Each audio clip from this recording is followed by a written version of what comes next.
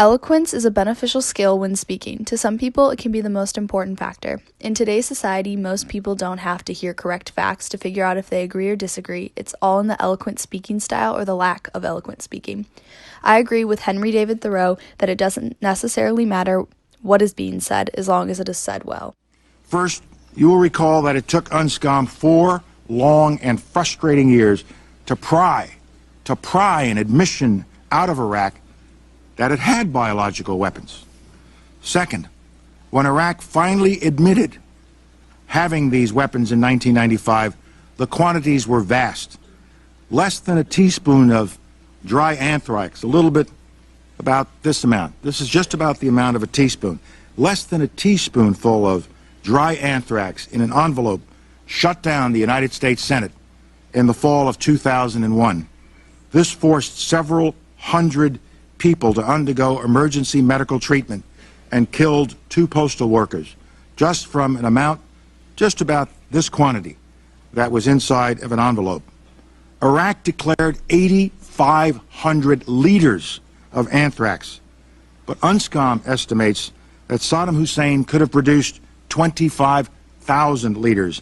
If concentrated into this dry form, this amount would be enough to fill tens upon tens of thousands of teaspoons, and Saddam Hussein has not verifiably accounted for even 1 teaspoonful of this deadly material. And that is my third point, and it is key. The Iraqis have never accounted for all of the biological weapons they admitted they had, and we know they had. They have never accounted for all the organic material used to make them, and they have not accounted for many of the weapons filled with these agents, such as their R-400 bombs. This is evidence. After 9/11, the United States was focused on rooting out terrorism around the world. Saddam Hussein was believed to possess weapons of mass destruction. Secretary of State Colin Powell was addressing the National Security Council on this issue. Powell's speech was praised by all sides for his persuasive strategy and a great amount of facts. Those facts turned out to be incorrect after further investigations and was the fault of the intelligence agencies who told Powell it was a solid case when it was not. The 15-0 vote on the resolution was a reflection of Powell's eloquent statement of the facts that he had. No one questioned him because of his ethos as Secretary of State and the facts that seemed correct. Wall Street is one big turf war. So, as Elsa just said, by benefiting one person, you're disadvantaging another person. And the basic concept of Wall Street, which sometimes the regulators lose sight of, and as do the academics, is it's a for-profit enterprise. In every aspect of it, the person that is buying a share of stock is convinced he knows something that the other person who's selling it to him does not know. There's no zero-sum game. Bernie Madoff was an investment advisor and financer from 1960 until his arrest in 2008. He was eloquent because of his vast knowledge and experience of the market and finances, which made him reliable and trusting for people, and that made it easy for him to trick them. He ultimately defrauded people out of about $20 billion. He ran one of the longest Ponzi schemes and a somewhat successful one because of its length.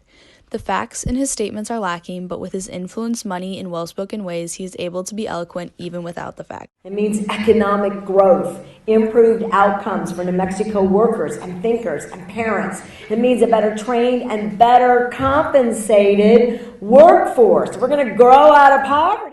Michelle Lujan Grisham is a convincing and positive speaker. In recent years, as college students begin piling up debt, the idea of free college comes up more frequently.